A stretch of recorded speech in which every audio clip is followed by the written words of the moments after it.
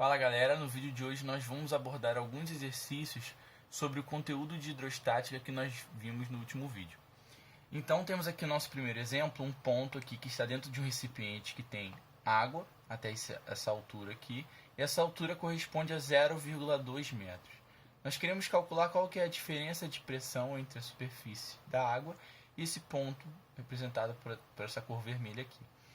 O que acontece? Quando nós temos essa diferença de pressão, nós podemos considerar que a pressão desse ponto aqui, exercida pelo líquido, é a pressão dessa coluna de líquido que está acima desse ponto vermelho. Então, ao invés de usarmos a notação ΔP, nós vamos utilizar PC, pressão da coluna de líquido. Onde a massa específica da água nós vamos representar por 1 vezes 10 ao cubo, quilogramas de metro cúbico, e a aceleração da gravidade como 10 metros por segundo ao quadrado. Eu vou escrever essa altura aqui como 2 vezes 10 a menos 1 metro para facilitar os cálculos. Pelo princípio de Stevens, nós temos que a pressão da coluna de líquido vai ser a massa específica do líquido vezes a aceleração da gravidade vezes essa altura, que corresponde à altura da coluna de líquido que está aqui sobre o ponto vermelho. Então, a massa específica 1 vezes 10 ao cubo, substituindo, vezes 10, que é a aceleração da gravidade, vezes 2 vezes 10 a menos 1, que é a altura da coluna de líquido. Então, eu passo esse 2 aqui para frente para facilitar os cálculos. 2 vezes 1 vai dar 2. E a potência de base 10, a gente repete, toda vez que é uma multiplicação, a gente repete a base. Então, 10. E soma os expoentes. Então, 3 mais 1, 4, menos 1, 3.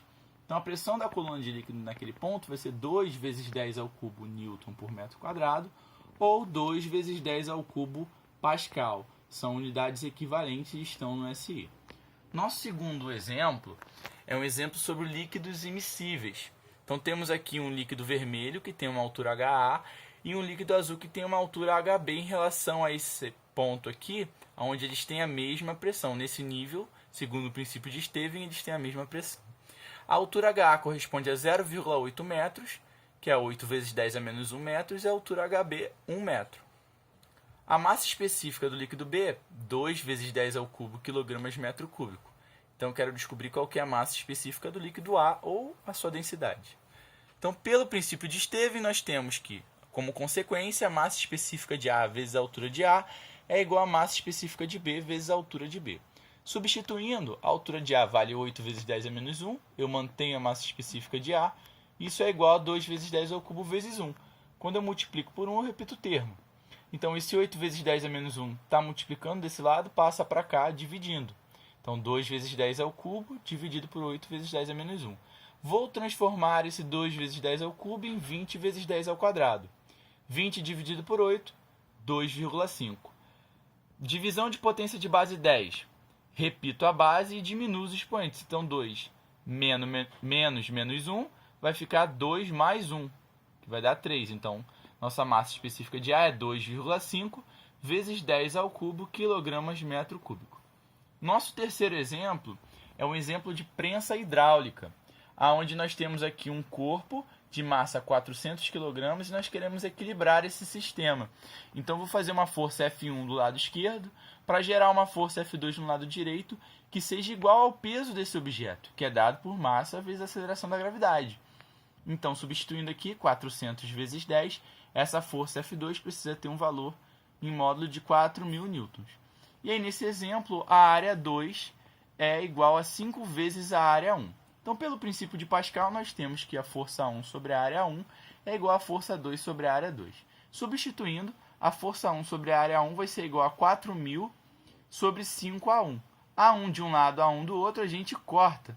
Então, 4.000 dividido por 5 vai dar 800, a nossa força F1 é igual a 800 newtons. Nosso último exemplo é de um corpo que está submerso na água. Nós temos aqui que o volume desse corpo corresponde a metade, o volume submerso dele corresponde a metade do seu volume total.